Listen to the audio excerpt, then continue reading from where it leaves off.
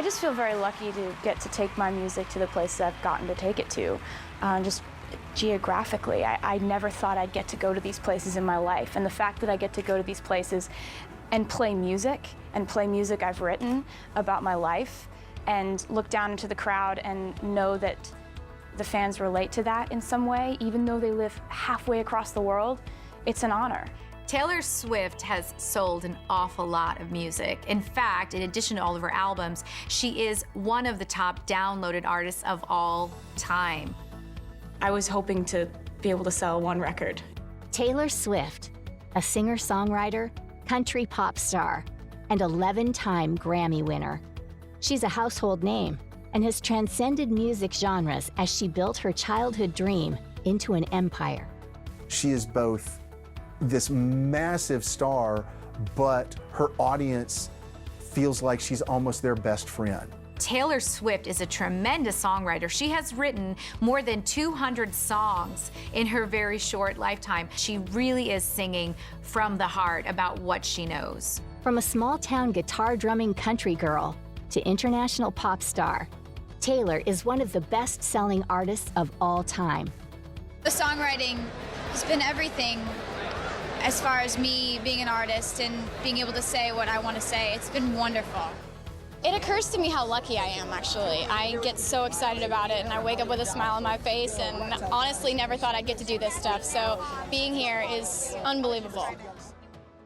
Her genuine personality and the intimate nature of her songs make her one of the most beloved and relatable pop stars of the century. I've never expected that kind of success. I've never just felt entitled to my shows selling out or things like this happening to me, but the fact that they have happened to me has been wonderful. The dream for me, I always just wanted to make it in country music. That's what I wanted. I mean, I think your dreams change as you start to achieve more of them. I never imagined that the unattainable thing that I had always held in my mind and my imagination would happen to me at 19. To understand her colossal rise to the top, let's go back to where it all started. Discover the unique and remarkable journey of the voice of a generation. When you have crazy dreams like, I wonder what it would be like to win a Grammy someday, I never actually could fathom that it might happen until I was walking up there and winning one.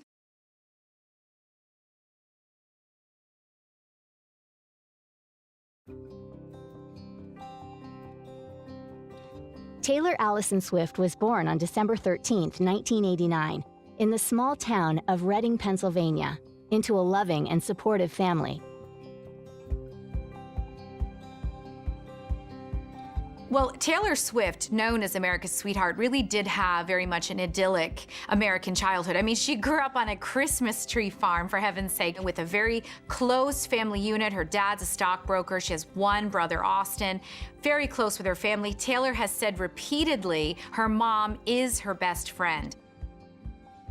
Swift spent her early years on her family's Christmas tree farm in Wyomissing. At age 7, inspired by her opera-singing grandmother, Taylor became interested in musical theater and country music. By the age of 10, she was singing at local events in her hometown. Taylor's parents set out to make their talented daughter's dream a reality. At a young age, her mother would take her regularly to Broadway in New York for acting and singing lessons. As a country singer, Taylor knew that Nashville was the place to be, and she was determined to get a record deal. At 11, she traveled with her mother to Nashville to submit a demo CD of Dolly Parton and Dixie Chick karaoke covers at the front desk of every record label along Music Row. The competition was high. After being rejected many times, she was determined to make herself unique. Anybody that wants to be a country singer has to come through Nashville. You don't have to always live in Nashville once you've become a successful country singer, but it's almost impossible to do it without living here at some point. The difference between Nashville and Los Angeles and New York is that in Nashville, at least they'll listen to you before they tell you no.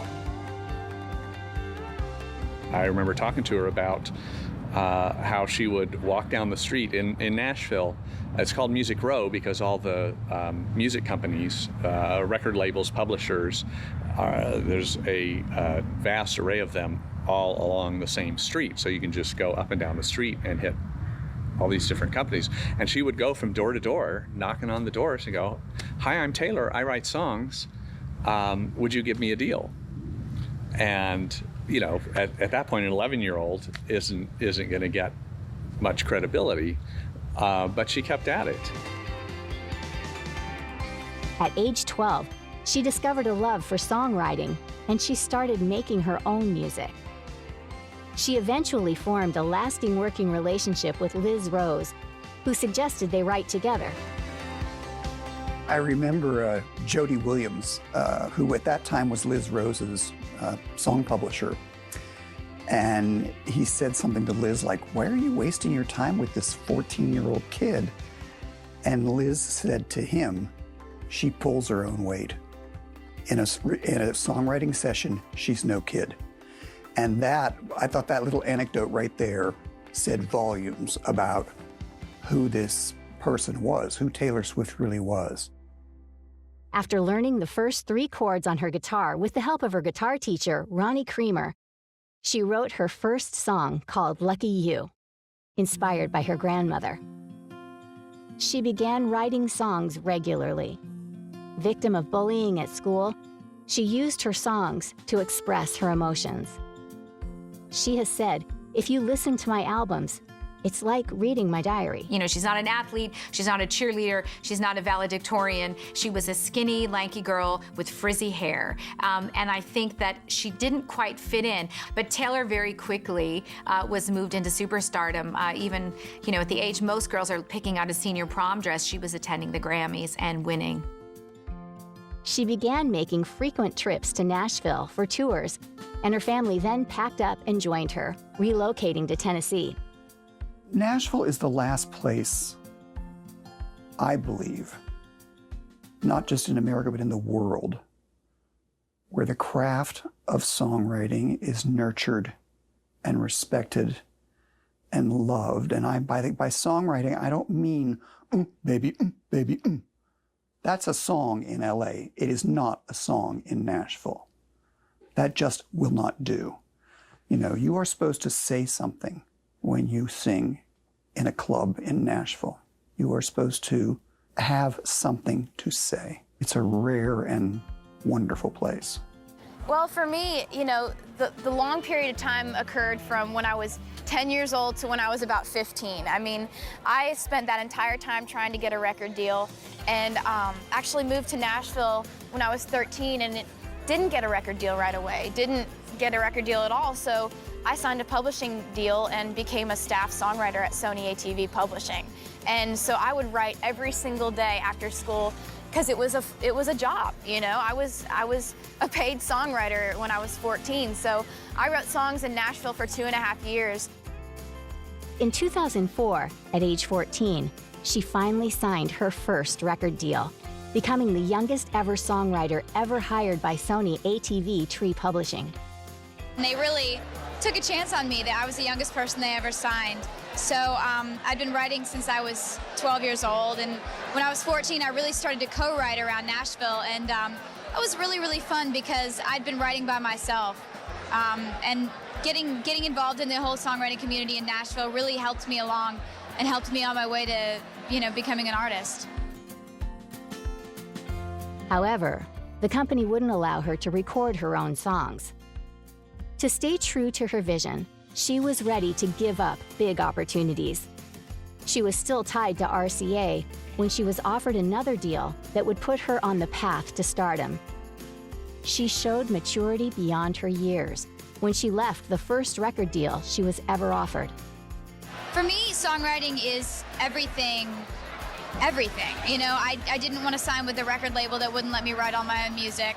For me, making an album is about telling stories, making confessions, and writing songs so detailed that each guy knows which song is about him, you know? It's like they're all very personal, and so songwriting has been everything as far as me being an artist and being able to say what I want to say. It's been wonderful.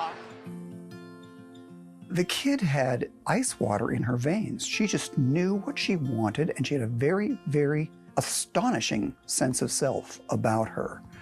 To take that opportunity, which anybody would kill for, a development deal at a major record company like RCA, and basically say, no, this isn't for me. It's not working. This isn't what I want. Just is jaw-dropping. It showed that Taylor didn't just want to be famous. Most people come to town, they'll do whatever it takes to be successful. You know, if somebody wants them to sing other people's songs, fine. Other people sing their songs, absolutely, it'll bring in royalties. You know, for Taylor, she wanted to be on a record label, but she didn't want to do other people's songs. She wanted to have a publishing deal, but she didn't want other people to do her songs. She's always had her own vision about how she wanted to do it, and she was willing to give up pretty much a sure thing to do things the way that she wanted to do them. For a kid of that age and at that level in her career to basically have that clear-headed a sense of who she was and what she wanted, I've never seen anything like it. No one told us it was country night. Y'all want to hear some country music? Later on, you want to hear some Jack Ingram? Right now, you want to hear some Taylor Swift? You're in the right place.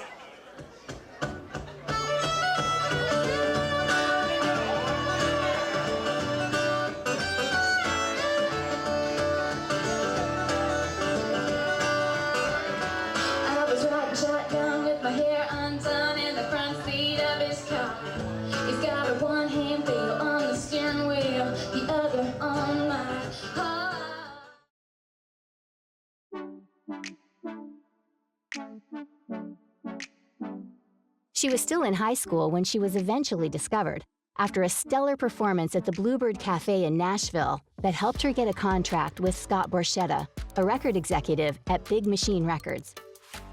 She couldn't have picked a better star maker, because that's what he is, and he couldn't have picked a more focused young artist. So it was a match made in heaven. She became the label's first signing. At only 16, she released her first self-titled debut studio album. Doing things her own way, she launched her career with her own material, writing and singing her own very personal songs. The fact that she was writing from a teenager's perspective was what was different, because there hadn't been, prior to her, a child writer, a teen writer who wrote from a teen perspective in country music, and that, I think, was what set her apart. For Taylor to be willing to pull the stuff out of her life and to be able to put it on paper and sing it in front of people, that was really something special. And I think that's what people like Liz Rose and later Scott Borchetta really latched onto, was that willingness to be so honest about her own life. I think what makes Taylor country more than anything else is honesty. Because more than anything else, country music is honest music. You can't lie to the audience. They will find you out and they will leave you behind. Country audiences do not respect phoniness. There's no such thing as a rock star attitude in country music. It is not permitted. You are not better than your audience. You are your audience. And nothing says that more eloquently than the stardom of Taylor Swift. Most of your great songwriters write slightly fictionalized versions of their own lives, and Taylor certainly follows in that tradition. She learned that if you're gonna do it and you're gonna write songs that are gonna make a difference, you're gonna have to put yourself out there. Her first single ever was Tim McGraw, and the video won her a CMT Music Award. Her tales of young heartache achieved widespread success in the early 21st century. She wrote 3 songs alone, co-wrote the others, and they were all hits. She was only 17, but her maturity took everyone by surprise. The album hit #1 on the Billboard Top Country Album chart, and her success kept on growing from then on. Seen as a breath of fresh air on the country music scene, Taylor made country fans notice her, and nothing was ever the same after this. The remarkable thing, even from the very first album, is what a distinctive and individualistic voice Taylor Swift has as an artist. Her songwriting is very, very distinctively her, and no one else. My first album came out around Thanksgiving time, and this was when I was 16, and my favorite Thanksgiving memory was my cousin, who is my age, and he was like a sophomore in high school at this point, and he had just gotten his car, and he and my other cousins were out checking inventory at Walmart and Target and Best Buy and everywhere around there, making sure they had stock of my CD when I was 16. And they like completely had my back, and that's family for you.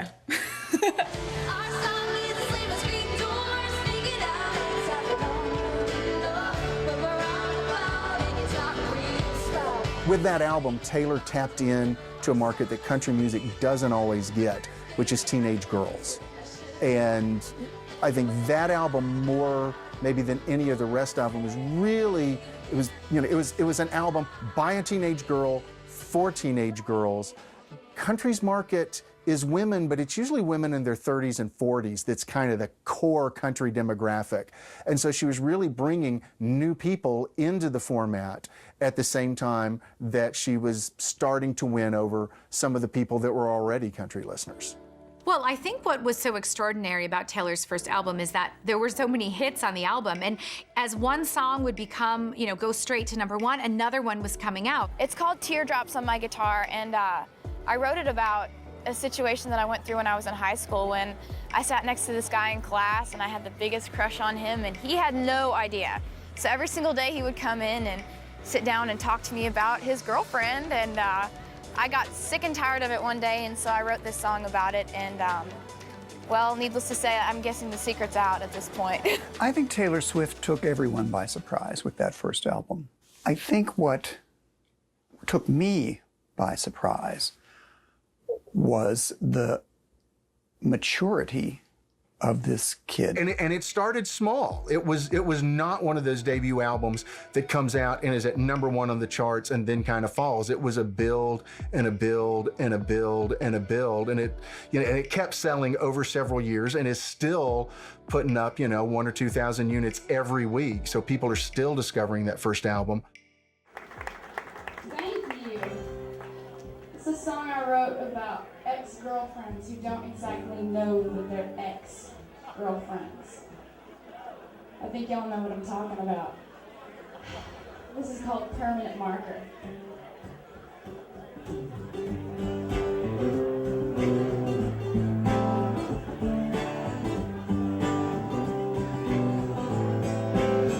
I know he loved you a long time ago. I first met her in Nashville after she had just turned 17, and her record had been out for a couple of months, and I was really impressed by the record when it came out, and that was one of the reasons I went to meet with her. That her songs sounded very refreshing to me, because this was a teenager who was happy to sound like a teenager. We'd had the Britneys and Christina Aguileras and performers like that where everybody's trying to move beyond their years. And she was happy being in the years that she was living in, and it sounded very believable. To call attention to this age group, especially teens and young adults, I think it is hard enough being in your late teens to early 20s under any circumstances. You just don't want to get into the brain of someone. It's hard being a teenager. And then the fact that so many kids have to deal with so much more, so many more struggles and hardships, and I think it's amazing to call attention to that. When I was 15 and I didn't get my way or didn't get invited to something or was rejected or lonely, which was a lot, I would just write songs in my room, and when I was 15 I learned a lot of really tough lessons, and I wrote a song about it, and called the song 15.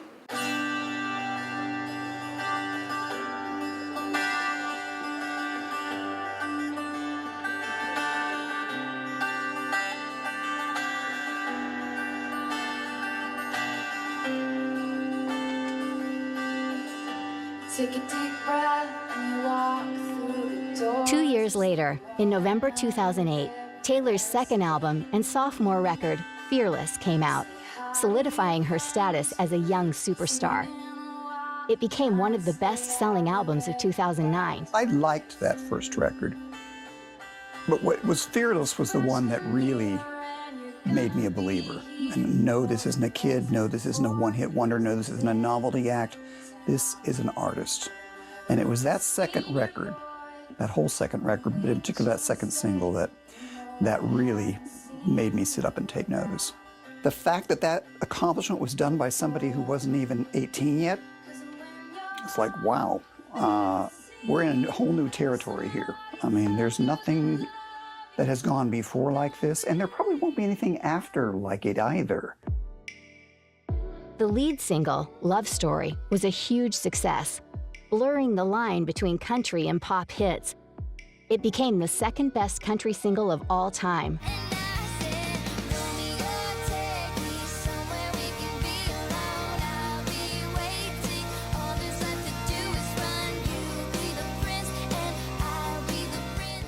You know, on Love Story, Taylor talks a lot about the kind of trials and travails of being a high school girl and getting your heart broken. She does everything from talk about, you know, a cute boy in her math class she has a crush on, to getting her heart broken by a boy who promised to love her forever and always. And despite the fact that people may be a lot older or from different cultures or different perspectives, I think she really gets to the heart of what all of us feel in those situations, hence her incredible mainstream and widespread appeal. You know, Love Story's kind of universal. It's, you know, it's pop and it's country. It's you know, it's a retelling of Romeo and Juliet. It kind of taps into those sort of primal romance stories. You know, it's got a wedding proposal. It's got the dad that doesn't approve. It's really kind of that fantasy that so many young girls want to live out, but it's also a song that's so catchy that you don't have to be a young girl to like it. Her third single, You Belong With Me, was her biggest U.S. hit, and they all brought her global recognition. She's also at that age of adolescence where suddenly everything's exploding and you're finally figuring out what you're good at. These weren't just, yes, they were from a teen's eye and from a teen's mind, but there was more to it than that. There was universality, which is what all great songwriting has to have. And I quickly disabused myself of the idea that this was music just for 15-year-olds, because it isn't. I feel like my life has been very Cinderella-esque in a way, because I never expected any of this to happen to me. I never expected to actually get to do this. So getting to play shows every night, and it's just unbelievable, and I'm so thankful every day for it. The album sold over 9 million copies worldwide. She won a string of high-profile awards, and then at just 20, became the youngest person ever to win the Country Music Association Entertainer of the Year award. And I've watched every single year of my life, I've watched the CMA Awards. Every single year that I can remember watching CMA Awards.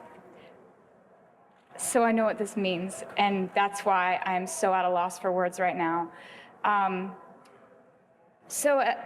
Addressing the pace of my career, I feel like I look at it from both ways. Of course, it feels like just yesterday that I was knocking on doors of Nashville going, hey, will you listen to my demo? But then again, I feel so lucky to know you guys and to have talked to you in press rooms and to have been an opening act for every single person that I was nominated against in the Entertainer of the Year category. I'm just very appreciative right now. Well, tonight I'm just gonna dance around with my band and my crew and my record label and freak out, because honestly, I never imagined that the unattainable thing that I had always held in my mind and my imagination would happen to me at 19. I couldn't be more grateful, but I love a challenge, and right now the challenge is to find that next challenge. The dream for me, you know, I always just wanted to make it in country music. That's what I wanted. I mean, I think your dreams change as you start to achieve more of them. I'd love to write songs for other artists. I love to have a double platinum album. You know, I think part of being in this business is being competitive and being somewhat restless, always wanting to achieve more than you have, and it's kind of like playing yourself. You know, you want to beat what you've already done. So I'm just hoping that, you know, I have a second album that does as well as the first, and, you know, someday get to be a headliner and always be the same person that I started out as. Taylor is relatable. Her American good girl image attracted millions of people, and she became America's sweetheart. And you really kind of see that sense of elegance that she's going for and that sense of classic style that she likes. And I think that plays out both in the appearance that she gives and in the way that she presents herself kind of in everyday life. Being polite and being gracious, comes naturally to her. And the way she conducts herself in public, I think, is pretty much honest and true to who she is. She does see herself or believes herself to be a role model. I think she is an iconic American gal right now, maybe the iconic American gal. Such a wonderful day for me. It's the 13th today, and 13's my lucky number. And that's when I found out about the AMAs. It's like, I swear, good things happen on the 13th for me, and I can't believe all those nominations. I'm absolutely walking on a cloud. Her first headlining tour, Fearless, was attended by more than 1.1 million fans around the world and grossed over $63 million.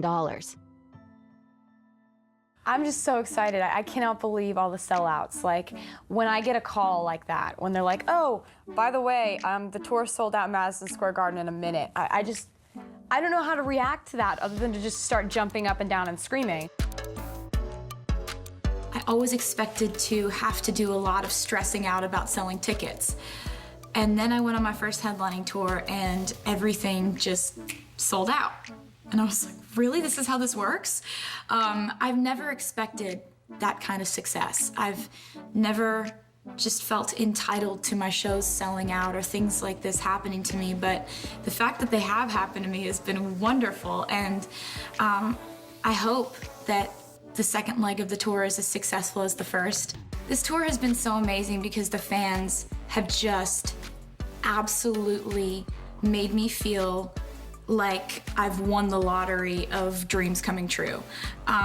When I'm up there and I look down and I see all of these t-shirts that people have made, and the signs that they make are hilarious, just very creative. It's gonna be so sad knowing that we're not gonna see each other for a while. Everybody on the tour, from the lighting to the crew to the dancers and the band, and everybody that have just become even more of my family in the last couple of months. It's been amazing, you know, just all the things that have happened, seeing my album go double platinum, getting to tour with my heroes, and topping it all off with like a Grammy nomination. I'm really, really in awe of it all. In 2009, Swift was recognized at the MTV Video Music Awards ceremony with a trophy for Best Female Video of the Year for Love Story. Her acceptance speech was disrupted by rapper Kanye West, who disagreed, and took the microphone to declare that Beyoncé should have won this award. The incident received much media attention. Everyone was shocked. Here comes Taylor to receive a very well-deserved reward, and he gets up and makes an absolute idiot of himself, rambling about Beyoncé, who looked horrified in the audience. He was not doing her any favors either. And she just handled it very gracefully, incredibly professionally. I think what was interesting to me about that whole debacle was that the world, really the world, kind of stood up and said, leave her alone, don't pick on her, we like her. Everybody in the world saw that for what it was. And the way she handled it was classic Taylor. You know, she was just as gracious as ever. I think that's one of those places where she kind of grew up in the public eye, because people saw from that she could handle a crisis situation. She was very gracious. She never really criticized Kanye, who basically went into hiding after the incident because he had embarrassed himself so badly and ended up apologizing profusely on Twitter for really offending not just Taylor, but really a lot of her fans.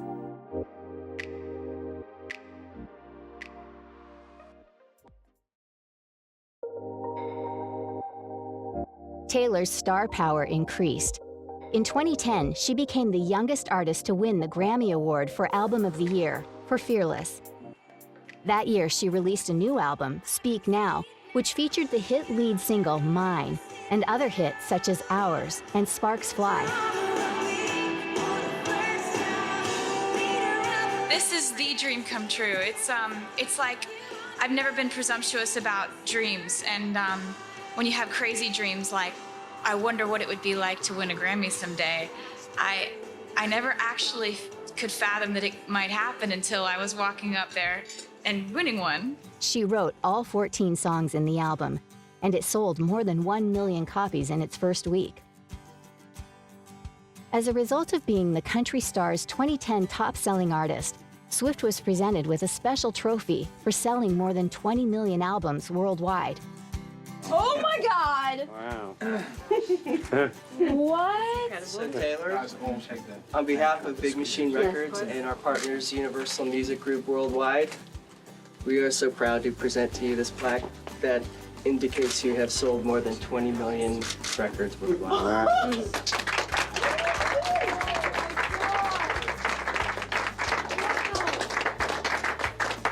Oh my And you can carry God. that home now. Yeah, you're right. Yeah. Oh my gosh, I have to find a wall big enough for this. I'm absolutely blown away by the 20 million records plaque. It's just sort of beyond my comprehension to get a plaque like that, and the fact that the fans have done that much for me in such a short period of time is just unreal, and I'm so excited and so thankful. I remember, coming up in the music industry, and I would make goals for myself that were just ahead of the last goal I had just accomplished. I would never make a goal that was so far down the line that I felt like it was unattainable. A 20 million record plaque, in my mind, just always seems unattainable. I never would have imagined that would be a possibility for a goal. I was hoping to be able to sell one record, be able to make a record, to be able to have songs that people could hear. That's the fact that that's happening now, and the 20 million plaque is just, it's all the fans, and I'm just at a loss again for words. Speak Now is really her young adult album. The lyrics, the songs are much more mature, not in any kind of suggestive way. I mean, she's just growing up. And that's not something that's easy to do for an artist that started out with as young an audience as Taylor did. And so that was the thing that I was really waiting to see out of her, was she going to be able to grow up in a way that made her look like a woman that should be taken seriously as an artist, or was she going to try to stay and just write teenage songs for the rest of her life, or was she going to try to do something to show how grown up she was, or was she just going to do it? I think Speak Now will always be a very key point in her career, because it was the point where she showed that she was an artist that was going to need to be taken seriously over the long haul. She toured the world again and made unforgettable memories. Well, hello, London.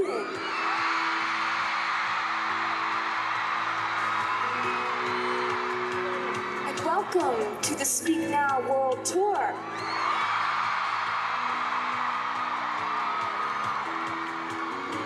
I'm Taylor.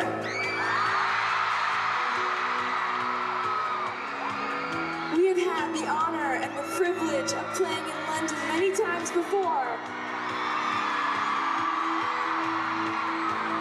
But you have never looked as beautiful as you look tonight at the O2.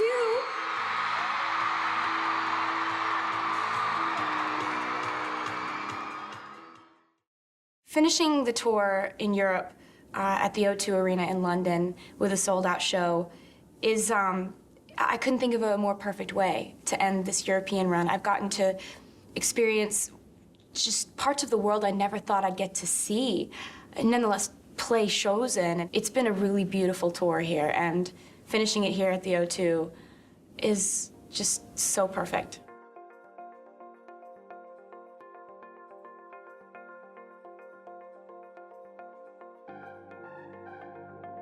In 2012, she started to experiment with her music. Taking a step away from her country roots, she took a giant leap with the release of her album, Red, which featured the hit single, We Are Never Ever Getting Back Together, and then I Knew You Were Trouble. This song was written about One Direction's Harry Styles, who Swift dated for several months around the time of Red's release. The album was an effort to make a big pop record and go beyond what she had ever imagined doing. At that time, even her appearance had started to change. The blonde curls were gone, and she followed more of a cool pop girl aesthetic. But the fans didn't seem to mind that the country girl part of her was gone. She made international hits. In 2013, Swift won the award for Artist of the Year at the 2013 American Music Awards. Thank you so much. The winning Artist of the Year for the third time is kind of a little bit mind-numbingly unbelievable, and I'm just, it's a little bit hard to absorb it all at once to answer your question. It's amazing, and the fact that it's fan-voted makes it that much better. This year has been unreal for me with this album. I don't expect things to do well just as by default, so for this to happen is wonderful. Production-wise, in terms of the sound of the record, it's very different. It's the first album track that she's ever done where it wasn't just her and her producer Nathan Chapman, where she's working with Max Martin and Shellback out of Sweden, and those are the guys that make those big dance pop records. And so in a lot of ways, it's much more like that. It's very much a pop record. There's a country mix to it, but it's really clearly an effort to go make a big pop record. But it's almost like the Swedish dance pop version of what an old Taylor Swift song should have sounded like. And so she's working with different producers, she's working with different songwriters, she's got some guests in on the album, and it's really about seeing what she can learn, seeing what she can do with all of these other people, and kind of learning just how broad the Taylor Swift sound is going to go. I'm really excited about being in China for the first time. It's really exciting to bring the Red Tour here because having never been here, I'm most excited about the fact that the show in Shanghai sold out in under a minute. That was unbelievable. So it makes me even more excited to play the show knowing that there was that much demand here. It's really exciting going somewhere new because I've done so much international touring that you very rarely get to be in an entire country you've never even stepped foot in before. So that kind of experience is always really exciting. And there are lots of different places we're going on this Asia tour where I've never been there before, but surprisingly, the shows have sold out. So I think that, like I said, that's the most exciting thing, that these audiences have been so excited about the show being here. It's hard to try and figure out why my music works so well in Asia and why the fans like it so much. I'm honored by the fact that they, even if English isn't their first language, they would learn the words to my songs and sing them back to me in concert. It's really fun for me to know that they put that much effort in.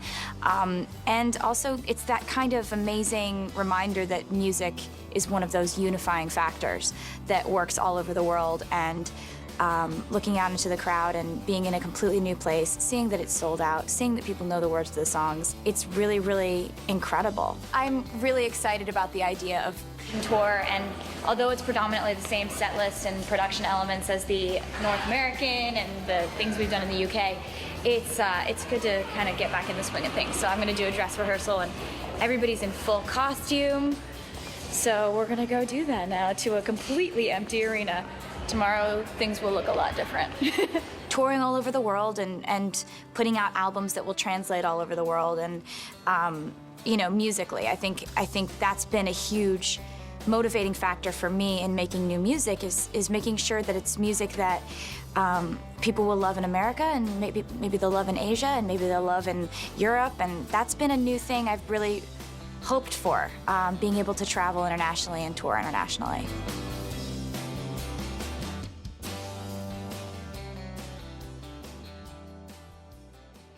In 2014, she was once again dominating the charts with her new album, 1989, which featured the #1 hit singles, Shake It Off and Blank Space, and won Grammys for Album of the Year. It sold more than 1 million copies in the first week, and later became the best-selling album of 2014. Shake It Off became one of her catchiest tracks of all time. At the 2015 Brit Awards, Swift won the International Female Solo Artist Award. I've been writing songs since I was 12 years old, and with every album, they've changed. 1989 is my favorite by far, so I'm really happy that's the one that people like the most. That's really convenient for me.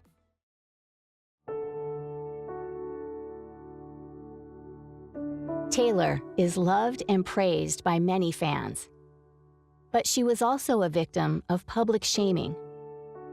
Massive popularity means massive scrutiny. For years, she had been constantly criticized about her private life. It was only in 2020, in her Netflix documentary, Miss Americana, that Taylor opened up about the eating disorder that she developed after receiving too many negative comments on her body. In 2016, after some very public drama with Kanye West and Kim Kardashian, everything became too overwhelming for her. She retreated from the public eye, and nobody would see her for a year. She spent that time reflecting on how unhappy she had been because of her desperate need to be liked. "I became the person who everyone wanted me to be," she said, and she lost herself in the process. But she found a glimmer of hope in her darkest days, and she would take the stage again. Focusing on what she does best, she stopped caring about what other people think.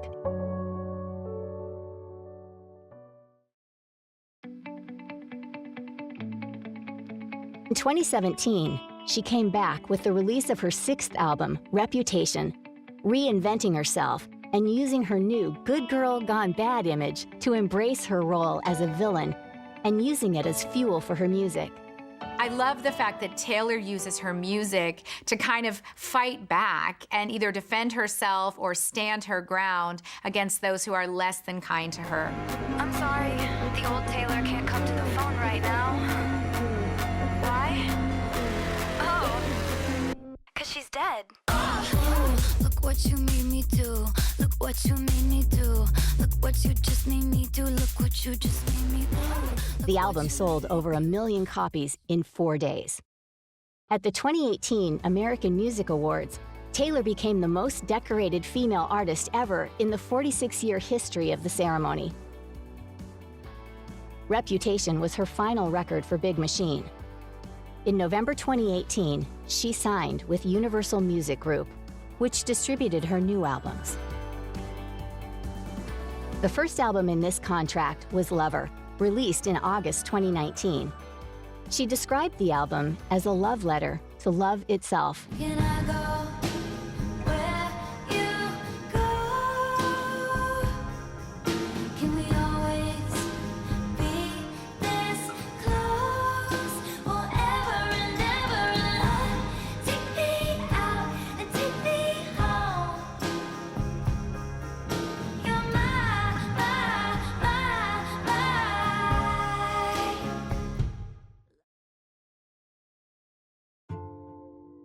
2019 would turn into a challenging year for Swift. In June, it was revealed that Scooter Braun had purchased Big Machine, her former record label, including the masters for her first 6 albums, without her consent. Swift voiced her displeasure, saying she had been trying to buy the masters for years, and describing Braun as an incessant manipulative bully. In November 2019, Big Machine owner Scooter Braun blocked her from performing her older songs at the 2019 American Music Awards, where she was to receive the Artist of the Decade award, as well as using older material for the Netflix documentary, Taylor Swift, Miss Americana. Big Machine denied allegations and accused Swift of owing millions of dollars and assets to the label. In response, her representatives released that the label owed Swift nearly $8 million in unpaid royalties. She fought back and won. Big Machine agreed to grant all licenses of their artists' performances to stream shows and for rebroadcast on mutually approved platforms for the American Music Awards, although it did not mention Swift by name. In December 2019, Swift was featured in the Broadway blockbuster musical Cats. She was given the role of Bombalurina without an audition, and many critics said that Swift's performance was one of the film's highlights. She also teamed with Cats' creator to write a song for the film, Beautiful Ghosts. In January 2020, Taylor revealed intimate details of her life in the Netflix documentary, Miss Americana. The documentary takes a look at the chart-topping singer during a transformational time in her life as she embraces her role as a singer-songwriter and harnesses the full power of her voice. In August 2020, she announced plans to re-record her first albums in November. Scooter Braun might own the rights to the original recordings, but Taylor, as the publishing rights holder, holds the actual songs themselves, the lyrics, melody, and musical composition, which means she could re-record them all over again and re-release them and regain artistic and financial control of her songs. She, and she alone, will own the rights to the new masters. Taking the matter into her own hands, she once again set herself apart from the others. The full first re-recorded album, titled Fearless, Taylor's version, was released in early 2021. This brought a wave of nostalgia among her fans. Overall, Taylor hasn't really made any changes to the album, except the maturity in her voice, the rawness of the tones, and adding some banjo to songs like Love Story. Her plans to support Lover with a tour in 2020 were scrapped due to the COVID-19 pandemic.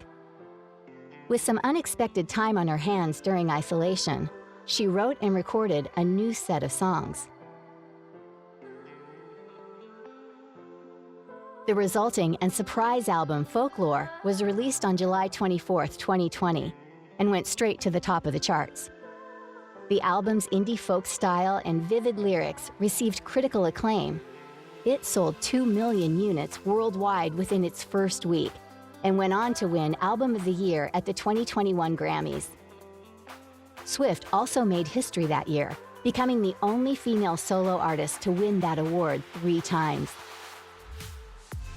Less than 5 months later, and featuring many of the same collaborators, Swift released a sister album to Folklore called Evermore. As a result, Taylor stayed on top of the US charts for a combined 11 weeks, and Folklore became the best-selling album of 2020.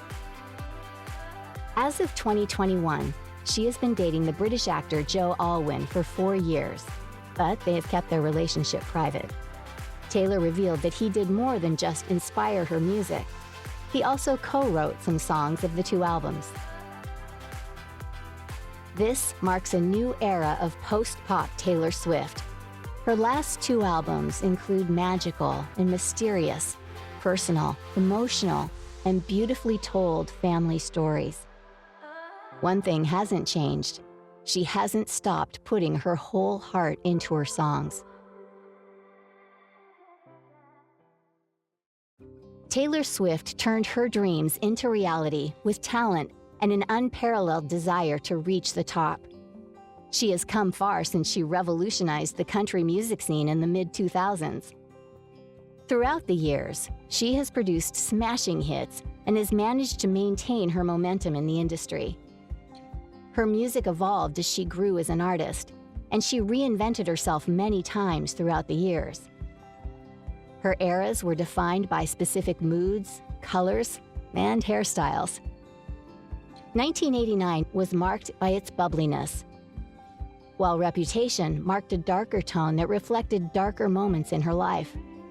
Then was Lover, the pastel era dripping in love and sweetness, which marked a return to the effervescence of 1989. Some of her new songs have some country music elements, which represents a full circle moment for Taylor.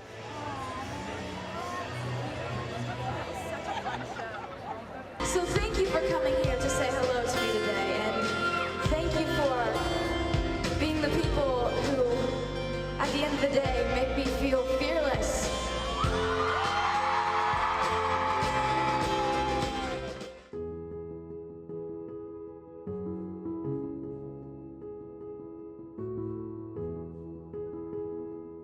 Taylor seems to have said goodbye to an old Taylor, not the early years country girl at heart, but the Taylor that wanted approval from everyone, as she simply became more comfortable than ever in her own skin. No, I think I'm gonna carry them as long as they'll let me have them. This is the dream come true. It's like I've never been presumptuous about dreams. As she is reclaiming her voice, Taylor now lives as she sees fit and is not taking any more negativity from anyone. With her truthfulness and strength of character, and by singing about themes we can all relate to, from the magic of falling in love to growing up and standing up for beliefs, Taylor Swift has inspired millions of people all over the world. Throughout the years, she has kept her humility, and she has made her fans feel part of her story. When you have crazy dreams like, I wonder what it would be like to win a Grammy someday, I never actually could fathom that it might happen until I was walking up there and winning one. You honestly do have to have humility to be a country star, to be able to say, look, here I am, I'm laying myself in front of you, I hope you like me, because I'm not better than you. I am you.